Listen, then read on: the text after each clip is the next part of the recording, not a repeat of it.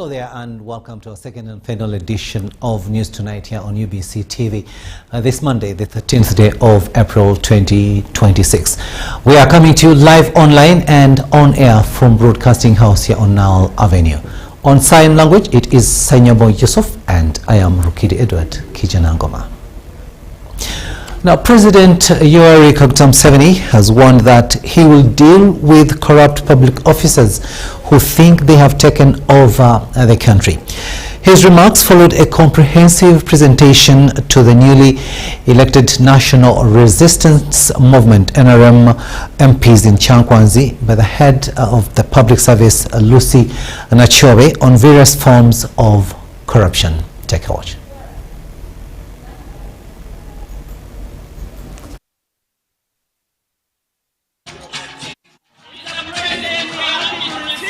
You have been playing around thinking that the corrupt have taken over the country, but you will see what will happen.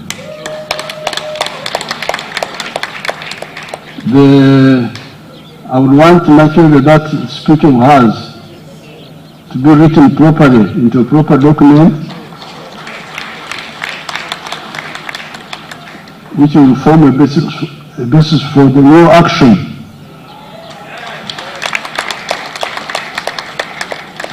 against corruption. Now, you in Parliament, you are now in the front line. You should not accept a bribe. Because I hear sometimes you get bribed. I hear the other time I arrested a few of you, Mamuju and the other people. The one who gives a bribe and the one who accepts it are all corrupt. So please be very, very careful. Clean Parliament. Don't involve yourselves with bribes. If you have got problems, come and confess. You say, we have got this problem, we shall find a way how to help people as we normally do. But do not go to get bribes from anybody. Because you can even be removed from Parliament. If we catch you, you can be, and hand you to IGG, you can even lose your seat in Parliament. So, you now, and we are going to defeat these corrupt people. This time, I will really not tolerate this corruption. And it is easy to fight.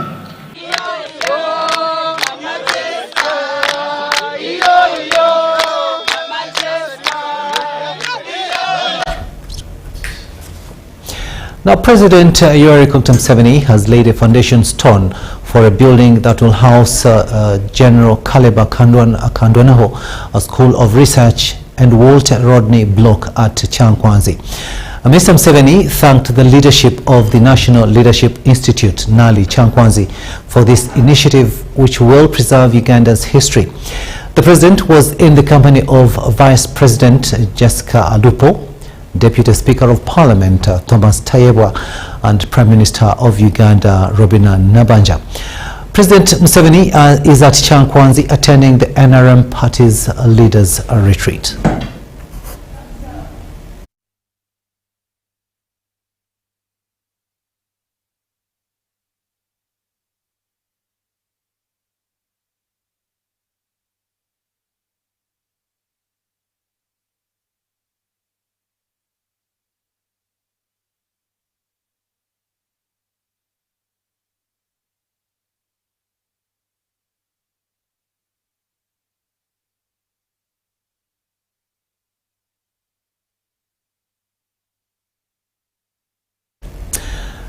Now to the courts of law, and the prime suspect in the killing of 4 toddlers at Gaba Children Development Center, Christopher Okello Onyum, has pleaded not guilty to 4 counts of murder. He was appearing before High Court Judge Alice Komhanji Kauka.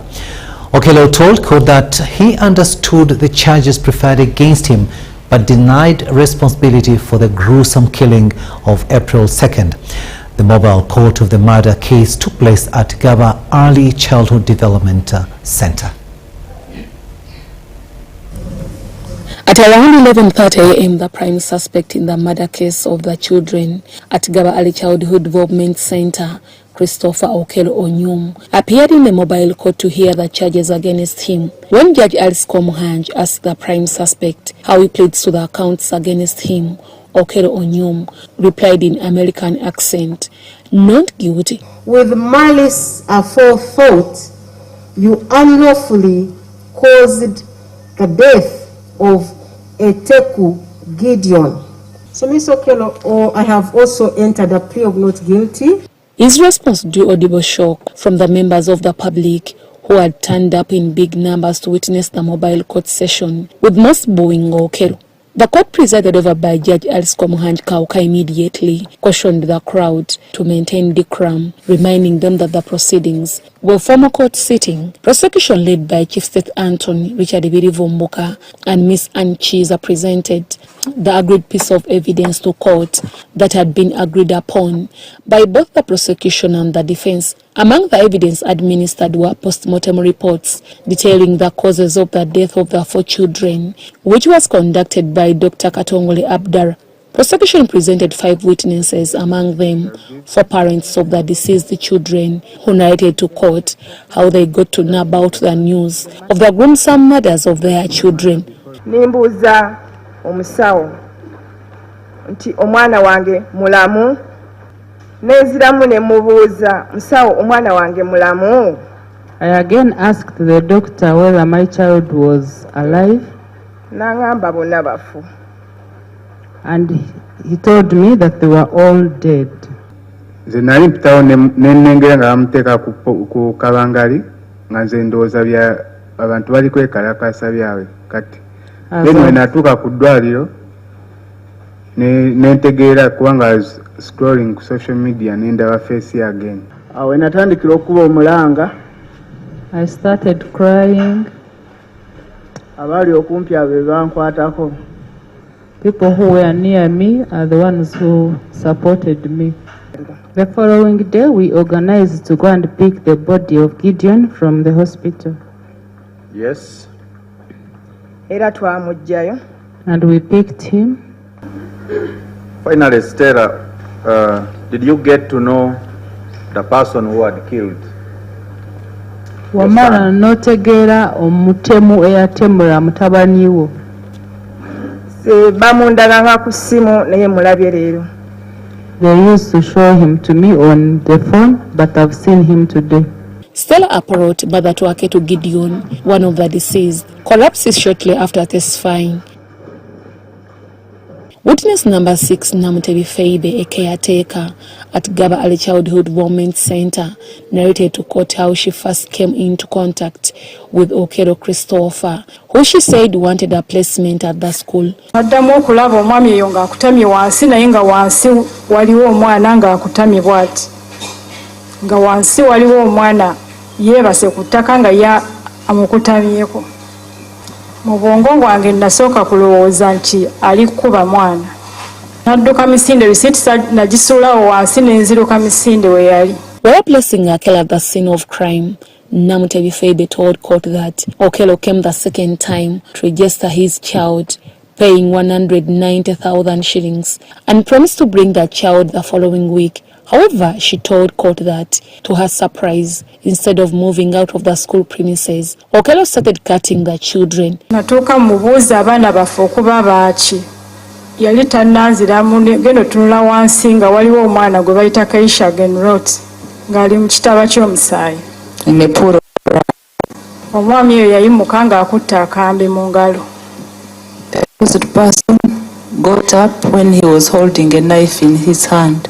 Namutebi added that although she tried to fight with Okello, but all was in vain as he continued fighting her, while other teachers at the school continued to make an alarm calling for rescue After a while, Christopher Okello Onyum, who was later found with some hidden knives in his socks, was arrested by the security guard together with other people who came to their rescue. According to Namtevi Feibi, 4 children were murdered on spot by Okello.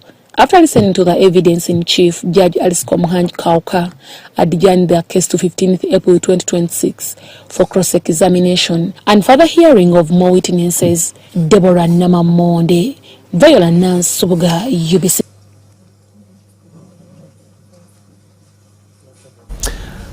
Deborah and Viola, thank you for that story. And of course, we'll be getting more from the courtroom on Wednesday as far as that case is concerned. But momentarily we'll remain with that case. And security was tight in Gaba Machinde Division today as residents gathered to witness the trial of Christopher Okello, the prime suspect in the murder of 4 toddlers. Now, despite the heavy deployment, authorities say the situation remained calm as the accused appeared before the High Court sitting near the crime scene. Our reporter Ivan Karwa was on ground and now reports. There was a heightened joint security presence in Gaba Machinde Division as residents gathered to witness the trial of Christopher Okello Onyum, the prime suspect in the murder of 4 toddlers all below the age of 3. Along the main road, police, army and military police were heavily deployed, with patrol vehicles and motorcycles conducting surveillance and regulating traffic flow. Security yitambula n'emitima gy'abantu. Security tulina okubeera nayo kubanga nze nalaba kuba naliwo wenyine enjiganga yakagwa bwiti nga naye abantu tebannaba kwala nga ffe bannayi batwaliwo tukalaba akasajja kakuziba kakwatawo kozi ati n'abantu tebannaba kuyala polisi tennajja. Security gye bawadde omutemu yo tetegeereke balinga abaleese omukungu. We nange nfunyemu okutya ku lw'ensonga eno security nga y'amaanyi nnyo. Yes, our presence here is to give security to ensure that there is no lawlessness and violence. Yes, that is our main aim here. Military police checkpoints were mounted at strategic areas, while other personnel were positioned at top-storied buildings to monitor the situation. Due to the heavy security presence, the situation remained calm. Businesses continued to operate normally as residents eagerly awaited the trial, hoping for justice for the families who lost their children. Nobanga tewazaarako ng'oli muzadde amazima era kyali kiruwaasa amazima ng'owulire nze naye muziga yampitamu sijja kukulimba kubanga omwami oyo yatuyisa bubi nnyo ku nsonga y'okutugumbula abaana baffe naye tusaba gavumenti emusalire omusango gwe nnyini nga bwe gulina okubeera okusinziira ku kye yakola watali wadde omusaasa. While the security was heightened in the area, the numbers outside the crime scene were manageable. However, accessing the premises where the trial was taking place required one to present an access card. Tusaba tumanye lwaki bagabye kadi nga tebatugambye ffe ng'abatuuze beggaba kubanga naffe abasinga tubadde twetaaga otuukawo. Waliwo abantu kulola mukulembeze waliwo benjogedde nabo beemulugunya tebafunye bukaadi mwakozesa criteria ky'okulaba nti kyekugambye nti kyawadde kizibu nnyo okugabira ekyalo abantu bonna abantu bangi. Ensuring that whoever accesses the place is well checked in order to access the place. Yes, this is done to ensure safety, to have a secure process such that no one is attacked, such that everything is well. At around 10 a.m., the presiding High Court Judge Alice Komuhanji arrived at the premises near the scene of crime under tight security. Moments later, police and Uganda Prisons escorts brought in Christopher Okello, also under heavy guard.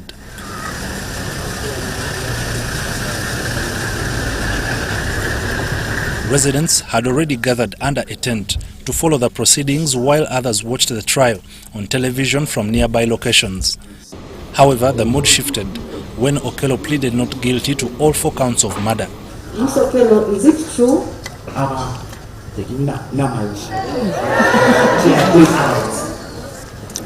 Okay, I have entered a plea of not guilty on count 1.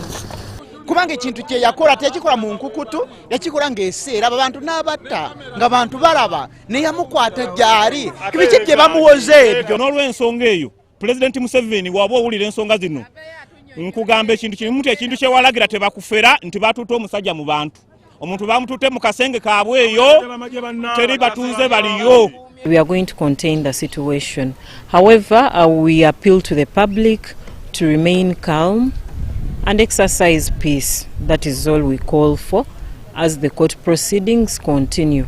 Nange mwenye mzaja muzadde naye omusajja oyo balabadde bamutuwa buwi ntumulya bunyama ntumuta busi kuba abaana abo gavumenti enamba gy'obosse newankubadde yeeganye naye kooti yeekyatuula. Tetusobola kugumiikiriza ekitunga ekyo naawe kyolabirako ddala obubi bwe tulina. Nange ndi musajja muzadde nyina abaana kubamu akafaananyi nti abaana nga bange ŋŋanze singa baba bakoze ekintu ng'ekyo kiraba mugumiriza ki bwe mba sobola okubanga nnina nga ndabira ddala ng'omusajja bamuzeeno n'engo yakyusa. Security personnel later dispersed sections of the crowd who had begun expressing frustration in front of journalists. Ivan Kahwa, UBC. And we'll be in court on Wednesday to bring you what will happen. Now to other news, police have arrested 5 suspects in connection with violent cultural clashes between the Acholi and Madi communities in Adjumani district that left 3 people dead. The suspects were found in possession of bows and arrows believed to have been used during the fighting. The arrests were confirmed during the weekly police media briefing.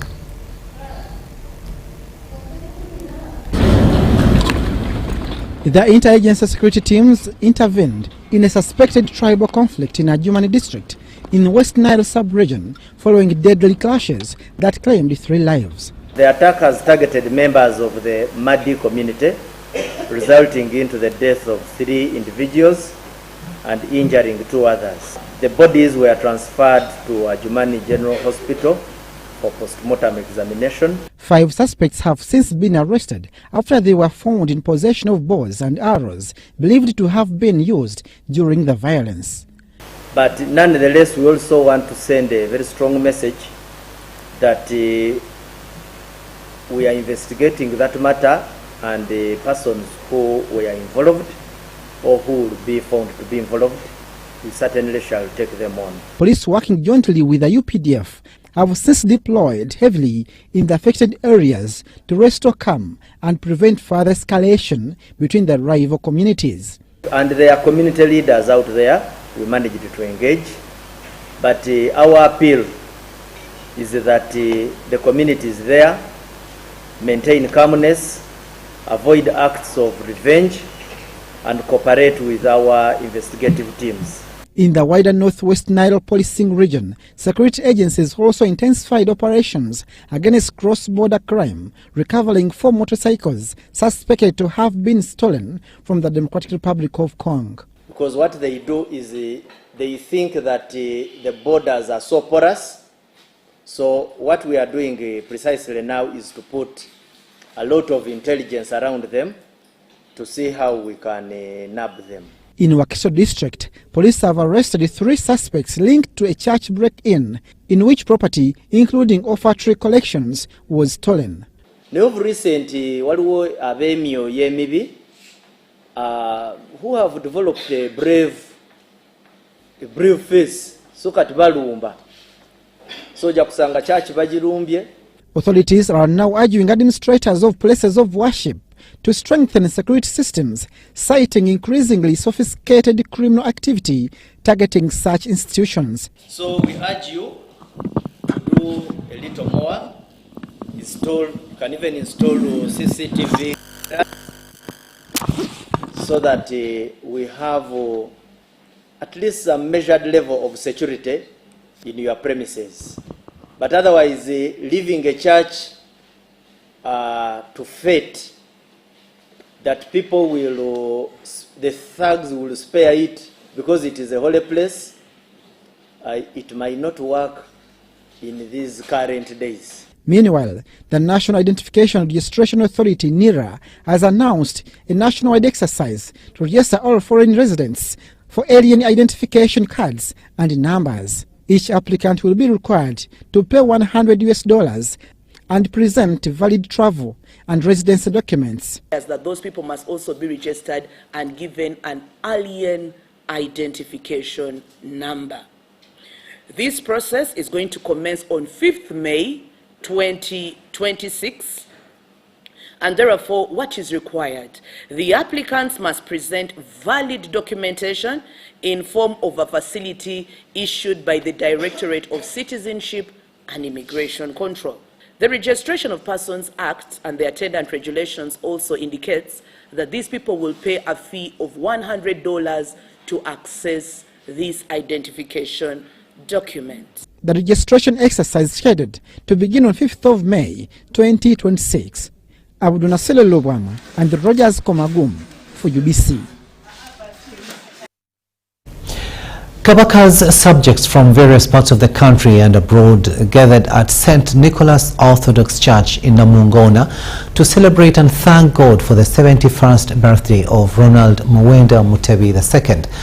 The prayers were led by the Orthodox Archbishop Hieronymus Muzeyi, who condemned increasing ungodly acts in the country and called upon the government to address them.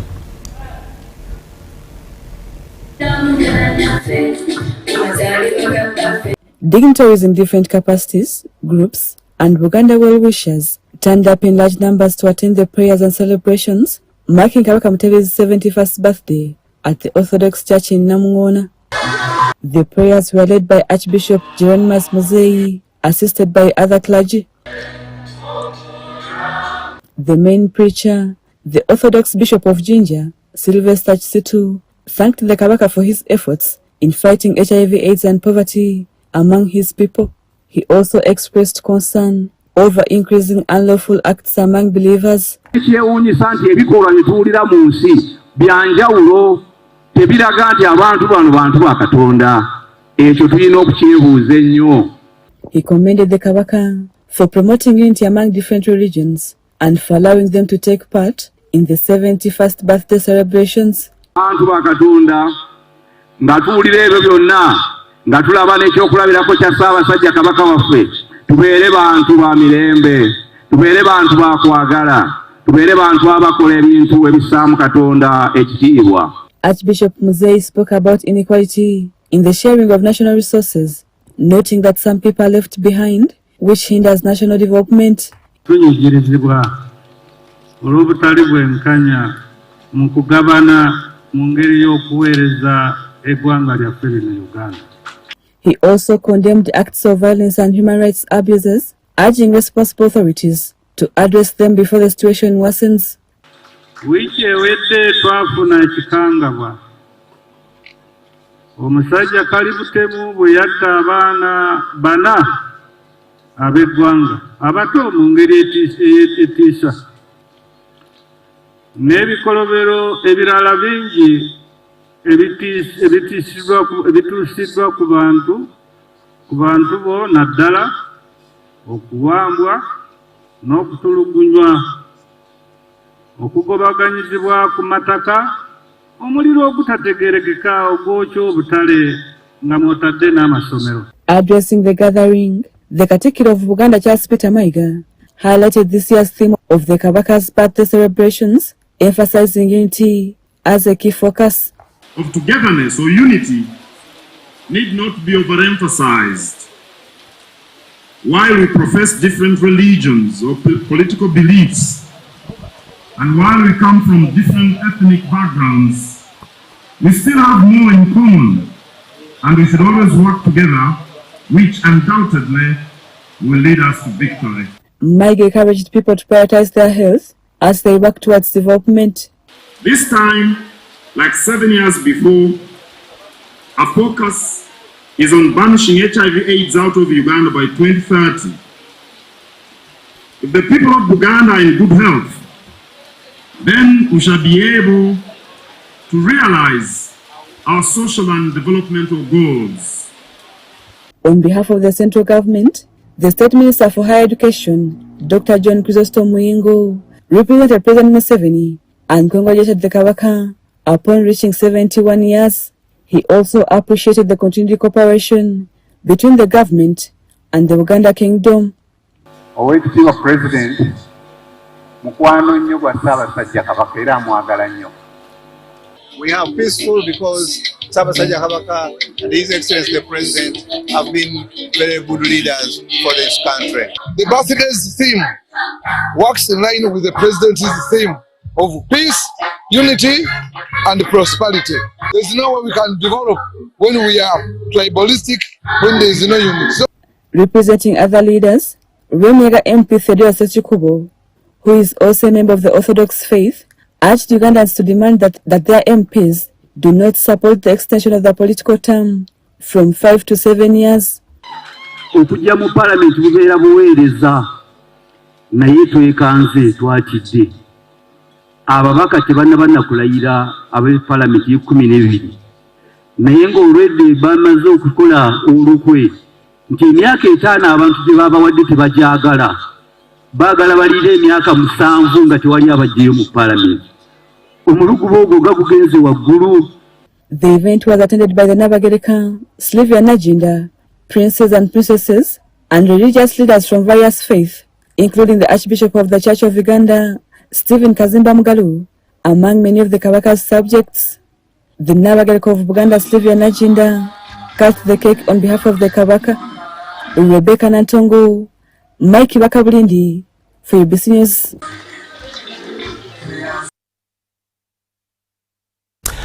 We'll now take a short break, but we'll be returning with much more. Do stay with us.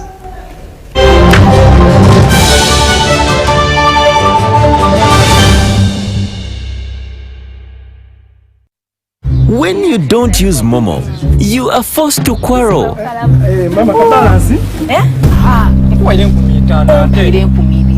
Mama, nkwenye nkumitano.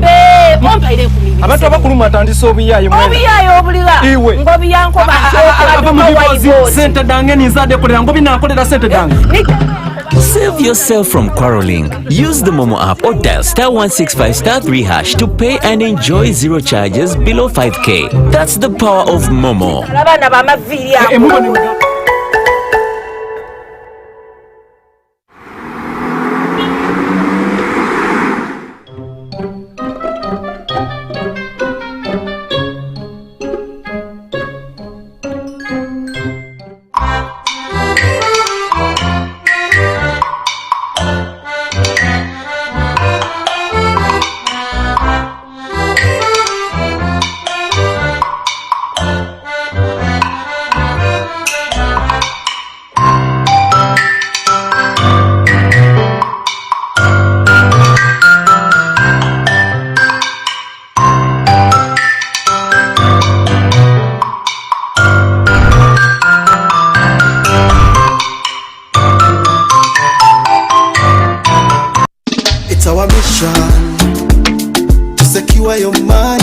Protecting your money is as important as earning it. It is for this reason that the Deposit Protection Fund of Uganda, DPF, was established by the government of Uganda to provide deposit protection to customers of regulated financial institutions. In the unlikely event that your commercial bank, credit institution or microfinance deposit-taking institution fails, the DPF will pay you up to 10 million Uganda shillings. Keep your personal information such as national identification number, mobile phone or an alternative bank account updated with your banker. Terms and conditions apply. For more information, contact DPF at Aha Towers, Plot 7 Lodel Road, Kampala. Call 0312 206 400 or visit our website at www.dpf.or.ug. We are the DPF. We protect your money. Protection Fund of Uganda. New Life Prayer Center and Church, Mombasa, Kenya, welcomes you to a conference of summoning the Holy Spirit, breaking satanic bonds and moving in the Lord, slated 25th 26th April 2026 at Mbalises grounds. Come receive and witness miraculous powers of the Lord as you meet his servant Pastor Ezekiel, a man of prophecies. Jesus! New steps, new year begins with a decision to attend a mega conference slated 25th 26th April 2026 and tap into the powers of the Almighty, emboldened by the word of deliverance from Pastor Ezekiel. Are they dark spirits, witchcraft, dark altars and injuring your soul? Come, so Jesus sets you free from 25th 26th April 2026, 8 a.m. to 6 p.m. For more information, call 0776 270 010 or 0701 277 547.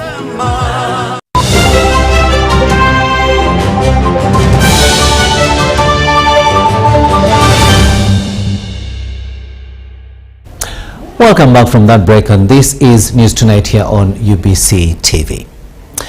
The Office of the President Land Division has intervened in a land dispute threatening the eviction of more than 5,000 Bibanja holders in Jeza Mawokota Mpigi district. Working with the Mpigi District Resident Commissioner Sarah Nanono, government lawyers have secured the cancellation of 6 illegally acquired land titles. We have more in this story.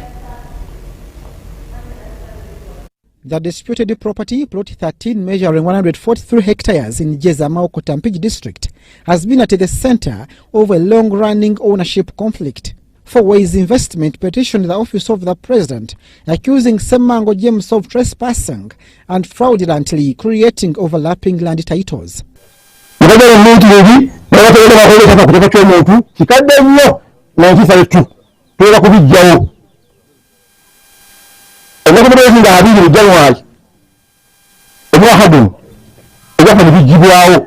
people who petitioned the president, and this group, they are tenants, the so-called Baby Banja. They were telling the president about the confusion on this land, that everyone was saying, I'm a landlord, what, you come and pay Busuru. So they were in total confusion, and others, even if they were using force, they wanted to illegally evict some of these tenants. So when we intervened, when we went deep about the issue, we realized that many people created the titles on this on some of the parts of this land. On guidance from the Office of the President, the company sought redress from the Ministry of Lands, a process that culminated in the cancellation of the contested titles. These titles were cancelled. These people remained silent, meaning that maybe they were comfortable with the decision of the commissioner. Otherwise, the only remedy was to appeal against the decision of the commissioner through court.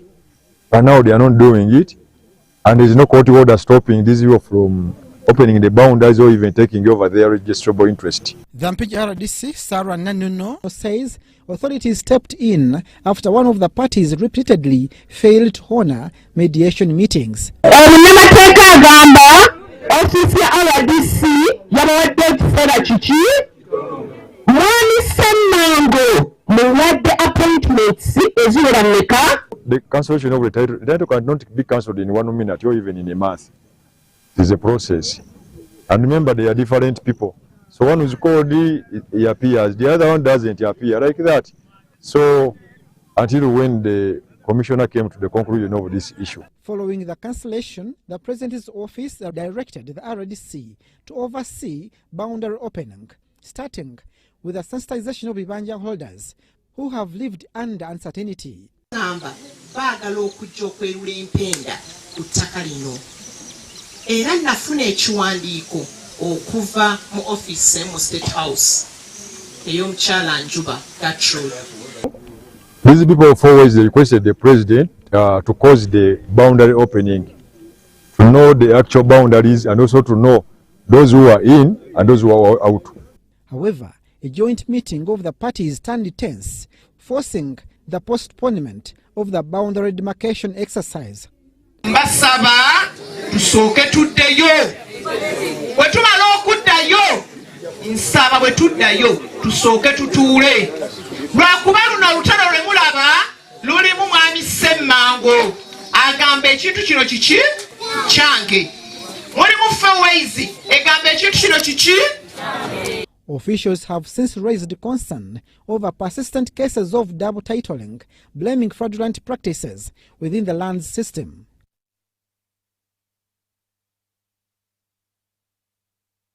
Government is scaling up efforts to address the growing challenge of electronic waste with a focus on transforming discarded ICT equipment into economic opportunity. During a visit to an e-waste collection center in Kampala, officials from the Uganda Communications Commission UCC noted that unlike organic waste, ICT waste retains value even after its initial use. According to Uganda Communications Commission, electronic waste, commonly known as e-waste, requires specialized handling due to its unique composition and potential environmental risks. Ecosystems like what we are seeing in Cornerstone Plaza embody or show or bring out how that system works. That if you have bought, for example, a phone and it gets spoiled and you bring it to a repairer and they tell you that it cannot be repaired, instead of then you simply dumping it as waste, that repairer can buy it off you to get raw materials to repair and refurbish other phones. This initiative is part of the UCC's ICT Waste Pilot Project, which is testing different collection models, including disposal bins, community collection drives, and institutional partnerships. We have tested different collection models, including disposal bins, community drives, institutional disposals, and we are working with different systems to see how we can build confidence and capacity. The program also seeks to address the key challenge of public reluctance to dispose of electronic devices because of their perceived residual value. So far, more than 6 tons of e-waste have been collected, with over 20 collection bins installed across the country, including at UCC offices. In our rollout of the ICT e-waste pilot, we found that a lot of people were not willing to simply dispose of their valuables. They would consider it still valuable because they spent money to buy it. But these kinds of ecosystems allow us and allow the public to create value to the person disposing in form of whatever money you get, but also to create value to the people who are doing business in this center. The tour attracted permanent secretaries from the ministries of ICT and National Guidance, Water and Environment, and Lands, who commended the progress made at the e-waste collection centers. Mary Namkose, UBC News. To Mbarara City now, where Mbarara City Council has threatened to arrest residents who dump garbage and other related garbage in undesignated places, noting that such practices contribute to the spread of diseases and make the city dirty. This was revealed by Mutiwa Lydia, the Principal Health Officer in charge of environmental health issues in Mbarara City.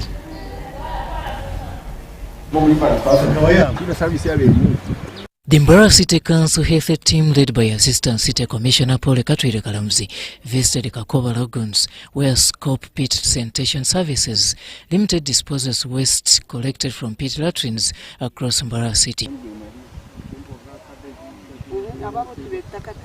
According to Mutiwa Lydia, nearly 70% of city residents use pit latrines, but about 40% do not dispose of waste properly, instead dumping it in undesignated areas. Only 10% of our communities are connected to the sewer lines, and almost 20% of our communities have septic tanks, and then the rest of the communities, almost 70%, have used pit latrines as for their final disposal or containment of fecal matter.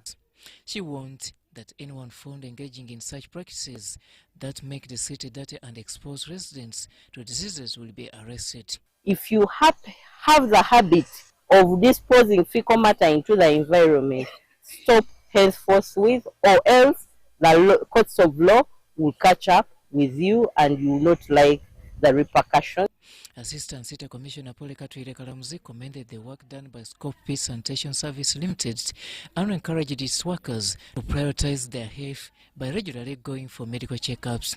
They should be also trained so that they get more knowledge about this, about transforming this cassandra to manure and to tackle buckets, as you have seen down here. And the government should also give them maybe protective gears, and the government maybe should also immunize them, and they get a vaccine for the hepatitis B because they can get some diseases. The director of Scope Pit Sanitation Service Limited, Kembabazi Penlope, thanked the Mbarara City Council for signing a memorandum of understanding with the company and pledged to continue delivering quality services despite challenges such as lack of vehicles and limited space for waste processing. People used to empty into rivers, people used to empty and dig and dump.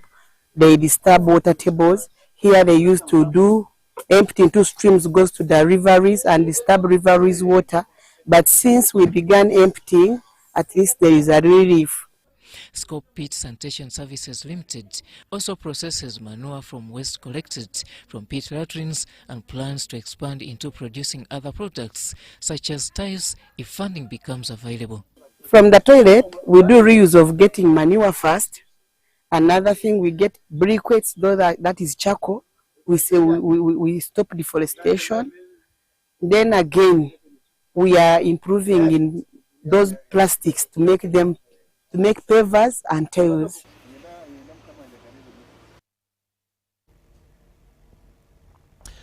Mulago National Referral Hospital, in partnership with Teaching Interplast Holland, has conducted a free breast reconstruction medical camp targeting both women and men suffering from various breast conditions, including breast removal due to cancer, as well as patients requiring breast reduction surgery.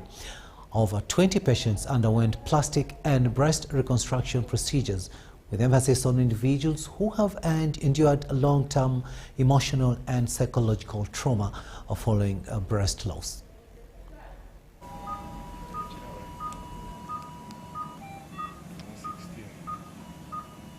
With the aim of restoring dignity and improving quality of life, both women and men with breast conditions underwent breast reconstruction and breast reduction procedures at Mulago National Referral Hospital. The free medical camp mainly targeted patients who had undergone mastectomy due to cancer, as well as those suffering from discomfort from excessively large breast requiring reduction surgery.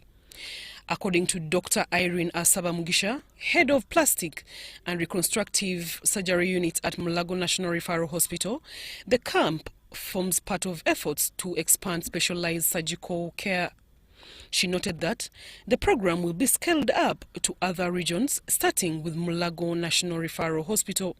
The reason the number doesn't seem to be that big is because these are very long reconstructions. Each surgery takes about 3 to 5 or even 6 hours. And so we can only take on very few at a time. Yeah, but we hope that with this program, we shall be able to work on these women going forward.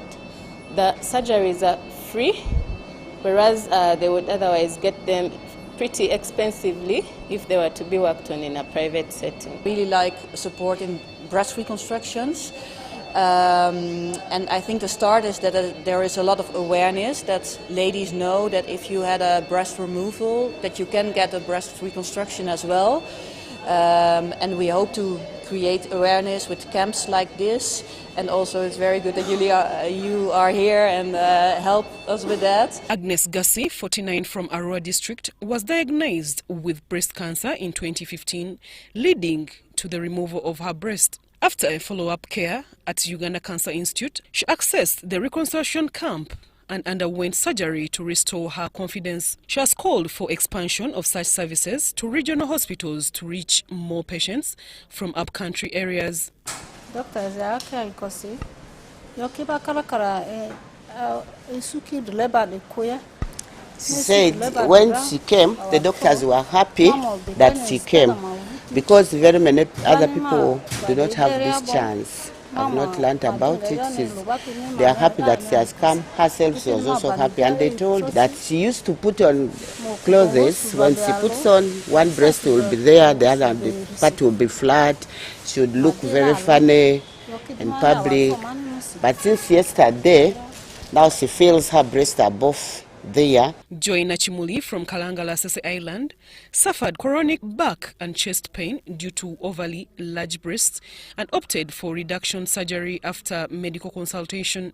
She reports improved comfort and quality of life.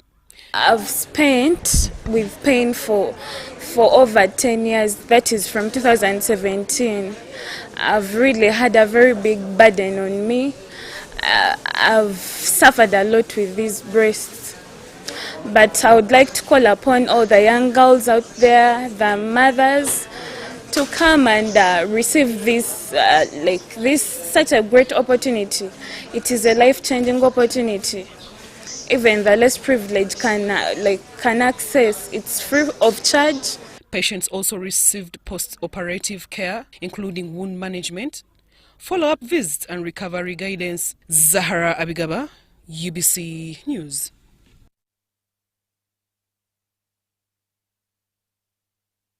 To Kwania district now, where a 30-year-old father is fighting for his life against a rare and devastating condition.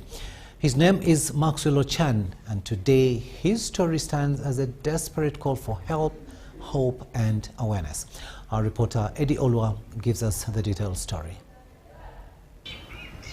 Maxwell Ochan, a peasant farmer and a father, has been diagnosed with a severe aplastic anemia, a rare and life-threatening bone marrow disorder that prevents the body from producing enough blood cells. The doctor told me that challenge is very rare. They were even surprised. For nearly 8 years, Maxwell says he repeatedly fell ill and treated what he believed was malaria. But the real cause remained hidden until his condition severely worsened. They don't get it, but I feel the sign of malaria, and when they treated me, I get better. After abandoning medicine for malaria, then I started becoming weak. After undergoing a bone marrow test, doctors confirmed aplastic anemia, a condition in which the bone marrow fails to produce enough blood cells. Today, Maxwell survives on weekly blood transfusion, sometimes up to 3 times a week, just to stay alive. Despite temporary relief from medication, doctors have advised that the only long-term solution is a bone marrow transplant. The procedure would cost approximately 180 million shillings in India, an amount Maxwell cannot afford. As per now, I'm getting blood every week, and my challenge now, I don't have any money. So that amount of money, I cannot get it. This is my humble request. If my news can reach the president, please help me, support me, because I have a family of 3 children. I don't have my father, I don't have my mother. I'm alone. Maxwell now lives in fear of what will happen to his children if he doesn't survive. He's a very hard-working young man. He had actually cows, he had some of the oxen that he would use for plowing. And so I am just appealing to whoever has this heart to help this boy. Please, let's put our hands together. Aplastic anemia is a rare condition among the population or the community, and it presents with anemia itself, like loss of blood. Someone doesn't have blood. Frequent infections, what we call bacterial infections or viral infections, and also bleeding. A simple knock causes a lot of blood loss, and also the wound takes long to heal. So what causes it? Mainly radiations from radioactive material. What you hear about nuclear wars, even also nuclear plants that generate power, they emit a lot of radiation that affect people. Using a lot of pesticides can cause, or inhaling chemicals.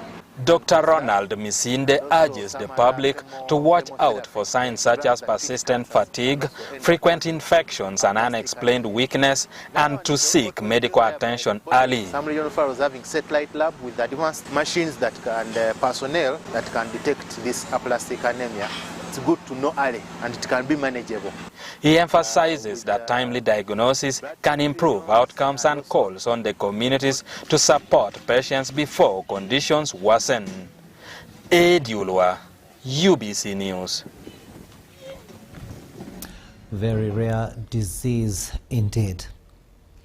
To Karamoja sub-region now, where women in Lokopo, Lotome and Iriri sub-counties in Park District, Karamoja sub-region, have raised concern over increasing cases of gender-based violence, of forced marriages and cultural barriers that continue to limit their participation in leadership.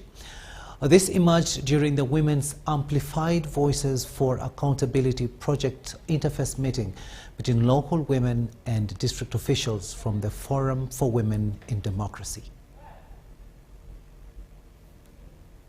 Patriarchal, with women facing challenges such as gender-based violence, harmful practices like female genital mutilation, heavy workloads, limited education, lack of property ownership and child marriages. Boys will gather their friends, a group of many friends, to carry this girl. They rape, they force how to marry. There is denial of education, whereby they say if girls are not go to school, they will be prostitutes. Where all duties are now upon women, providing basic needs to the children, paying fees, gardening work. Because our men here, they are less concerned of maybe like digging or what. They want a woman to go and dig, to go and look for food, and then when the evening when they come, they want to feed. And you sometimes you are pregnant, maybe you have kids. There is no way of carrying a kid. At the same time, you go and climb the tree, you look for greens. For us, we are eating these greens of the trees. And maybe you go outside there looking for food. But in the evening, the man can come and beat you. They want food, they want food. That's Through the WAVA project, women are gaining accountability skills and encouragement to take on leadership roles. Women from Lokopo, Lotome and Iriri shared their experiences. Ever since we got the knowledge from Forwarded, so we also got in touch to say that we have also to stand as women. There's a person saving, not like those days. Like for example, in the sub-county here, when meetings are there, women are also involved, not like those days. Women were blind. After that training, some of the women were able to join politics. Some of them were fearing those days, but now they have now a voice. 27-year-old Susan Ameto from Lokopo contested for village chairperson in the NRM primaries, but faced strong resistance due to entrenched cultural norms. The men, they campaigned me. How can a lady lead us? But only men can lead them. Despite support from fellow women, many men opposed her candidacy. Women, we saw as she was capable because we knew when these programs come around the center here, she will support us also as women than men. Thowode implemented the 33-month WAVA project across the 5 Karamoja districts to promote accountability and climate justice. We have a model called the Village Budget Club, that's a VBC, where we select 2 groups from every sub-county.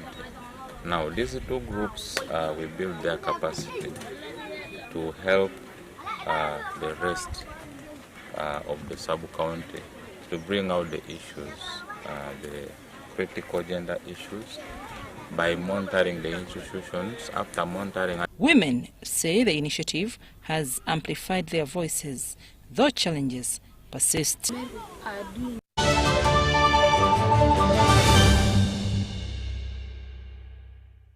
When you don't use Momo, you get insulted by strangers.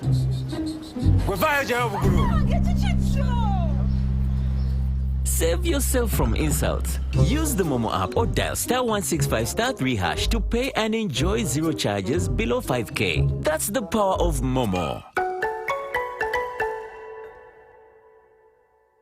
Some people think when a woman starts leading in business, the home will suffer. But many families are discovering the opposite. Before, I worked hard in our business, but I feared making big decisions. I was worried people would say I was disrespecting my husband. Then I joined the group project, where I received training, business support, and coaching that helped me plan better, manage money wisely, and make decisions with confidence. Today, I lead with confidence in my business. I contribute more at home, support our family needs, and help reduce the burden on my husband. I'm not competing with my husband, I'm standing with him. And our marriage has not weakened, it has grown stronger. We understand each other better, we plan better, and our family is better off because her voice counts. When a woman is supported to lead, the family can move forward. The GROW project is empowering women with skills, confidence, and support to make informed decisions that strengthen their families and grow their businesses. Respect her voice, support her choices. For more information, contact your district or City Grow Project for comparison, or call 0800 307 777. The GROW project is a government initiative implemented by the Ministry of Gender, Labour and Social Development and Private Sector Foundation Uganda with support from the World Bank.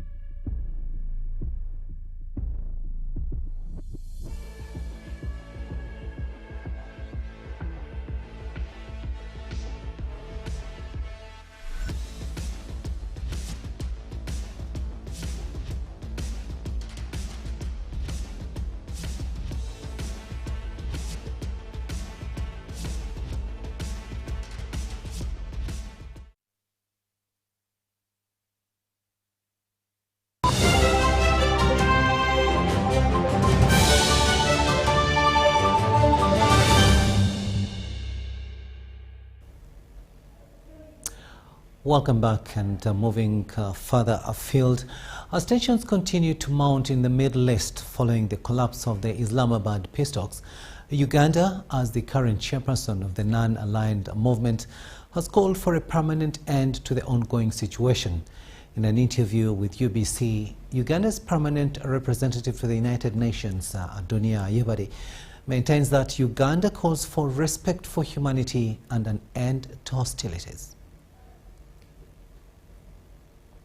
2 months since America and Israel opened fire on the People's Republic of Iran in an operation which has led to the loss of lives and property on all sides. Although the war has had a direct impact on the countries involved, including their accomplices, the entire world is starting to feel the weight as commodities and services register a sharp increase in prices. And that's why Uganda has been a champion of regional integration and promotion of regional trade, but also African integration, so that Africa can act as well. We have learned lessons as well. But if we can promote intra-African trade, things to do with like energy security, we can work together as Africa. Uganda can work on the continent to diversify our sources of energy so that we are not stuck. I think we will learn a lot from this crisis. With the 2-week ceasefire still ongoing and the collapse of the Islamabad negotiations, the return for Sante has once again faded, with many calling on world leaders to amplify the call for peace. Of course, as chair of the non-aligned movement, some of the countries that are involved are NAM countries. My president has been engaging heads of states. I've also been engaging at my level to make sure that we can give our modest contribution to the peaceful resolution of this conflict. As the current chairperson of the non-aligned movement, Uganda is not only being called upon to foster a ceasefire, but also push for a total end to the Middle East conflict. Our constitution also promotes pacific settlement of disputes. And also NAM's principles, which we are custodian now as chair, is really what we are trying to promote, talk to different countries that are involved, to really go through negotiations so that this can peacefully end. It's affecting the whole world. According to Ambassador Adonia Ayebare, Uganda remains hopeful that although negotiations have been aborted, de-escalation is still instrumental. Ayebare also adds his voice to calls for Africa to hold a permanent seat at the United Nations Assembly. And we've been really arguing a case for Africa, to have permanent seats with a veto. And if a veto is not there, that's when we would agree not to have it. But as long as it exists, for Africa to be treated equally.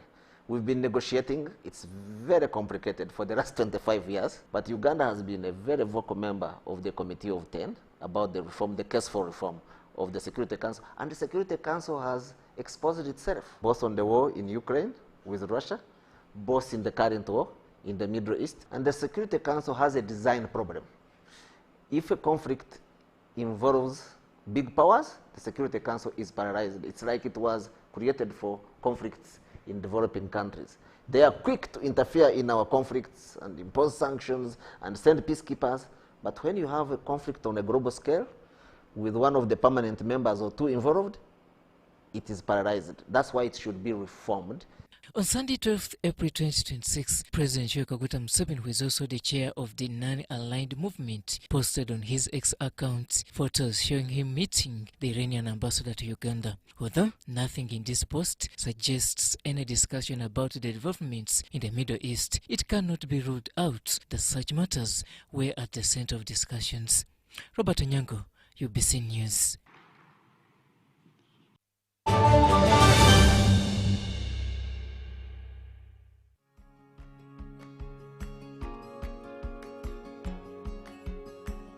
Total Energy has helped our groups. They support us to be trained in different skills like tailoring, bakery, and catering.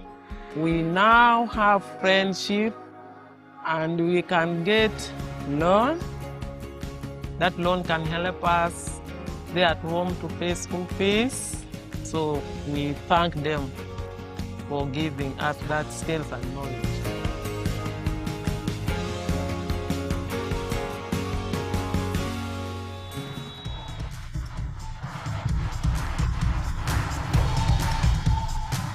What I've liked most about Total Football is like they don't segregate, because other companies they would maybe favor boys. Total is at least bringing both teams, therefore they are promoting gender equality in our society. We even had a dream like to form our team called the Total Energies. I thank Total so much. What you have done has given them encouragement, strength, and power.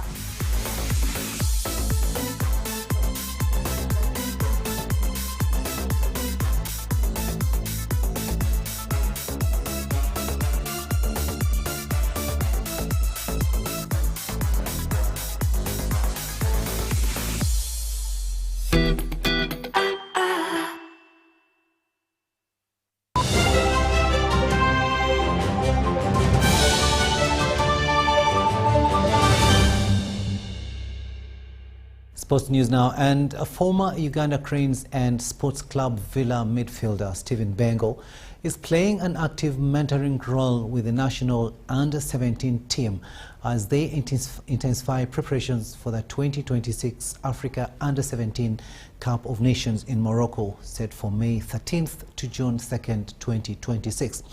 Now the team is in residential training as coaches evaluate players ahead of the final squad selection. But despite being drawn in a challenging group alongside the Democratic Republic of the Congo, Cameroon and Senegal, Bengo remains optimistic.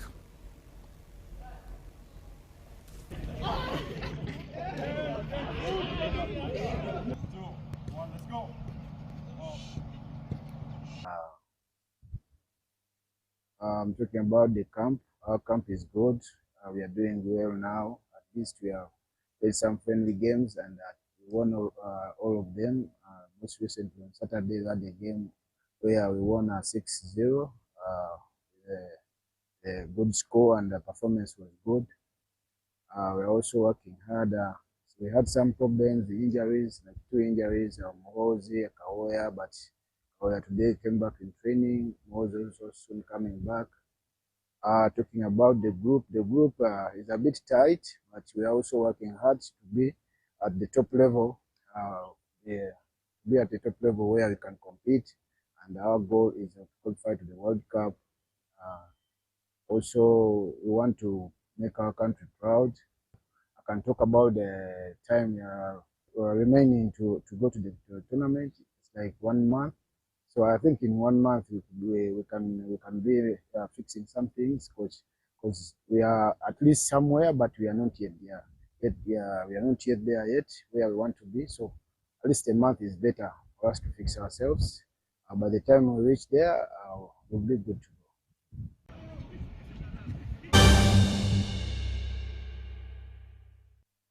Of course, before I complete this bulletin, I'd like to remind those of you who love Manchester United that it is losing terribly at halftime, and this is the second half that has just started, and they are losing 2-0 at home to Leeds United. And of course, Leeds United having been playing some games, Manchester United having rested for a very long time, people would expect them to be winning this game, but at the moment they are losing 2-0, and that is the latest at the moment in the English Premier League. And with that, we've come to the end of this edition of News Tonight. Thank you so much for having kept us company. On sign language, it's been Senyomo Yusuf, and I am Rukidi Edward Kijanangoma, wishing you a blessed night.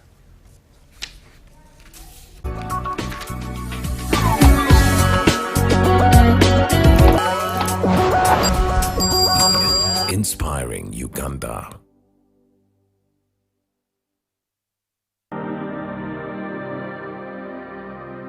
The Journey program on UBC TV. Hello viewers, I am Benjamin Kumumanya. I am the Permanent Secretary of the Ministry of Local Government. By that I am stewarding and directing